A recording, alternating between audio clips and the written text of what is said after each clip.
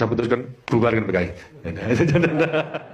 Saya ini sebetulnya menganggap Bapak itu tidak hanya sebagai presiden, pemimpin besar revolusi, tapi juga sebagai Bapak saya. Gitu. Nah, saya itu mau ngeterapkan kudangan orang tua itu, ingin mikul dhuwur mendem jeru daripada Bapak, tapi yang mau dipikul dhuwur mendem jeru tidak mau.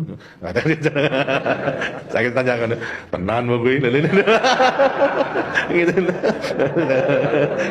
Kemudian lantas, iya kalau tidak tenan, masa saya dimarahi sebenarnya terus datang kemari.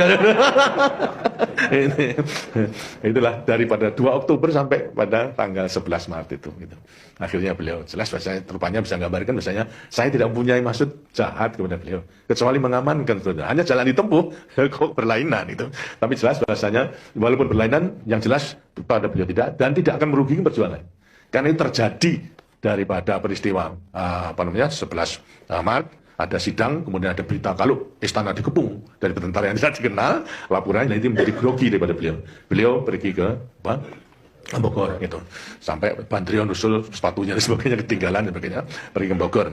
Nah, keadaan sudah sangat memprihatinkan, kasihan. Kemudian lantas 3 perwira kita yang sudah duduk daripada kabinet, 2 menteri, yang 1 Panglima Kodam, yang Saudara Amir Mahmud, kemudian Pak Yusuf sama Pak Basuki Rahmat. Itu maksudnya setelah bertiga ingin ke Bogor nemani Bung Karno supaya tidak merasa sendiri, gitu. Jangan sampai terus diberikan informasi yang tidak. Nah, saya dalam keadaan sakit waktu itu, kumatan saya tiduran di tempat tidur. 3 perwira tersebut datang, kemudian lantas melaporkan kejadian di sidang kabinet tersebut. Bung Karno telah ke Bogor, kemudian minta izin sebagai komandannya, mereka akan menemani Bung Karno. Gitu. Baik, gitu. Saya izinkan keseluruhannya. Kemudian lantas sekarang titip, tanyakan titip pesan apa, Pak Atau? Ya, saya titip pesan 1, laporkan kalau saya sakit, karena itu tidak bisa datang pada sidang kabinet, kamu tahu sendiri itu. Sampaikan salam saya kepada beliau, dan ketika itu sampaikan kalau saya dipercaya, keadaan ini akan saya atasi. Itu saja. Di perwira juga tidak tahu maksudnya apa. Tapi itu saja sampaikan. Kalau saya dipercayai, kemudian keadaannya akan saya atasi. Gitu. Berangkat. Akhirnya datang di Bogor, melaporkan, ya dimarahi. Gitu.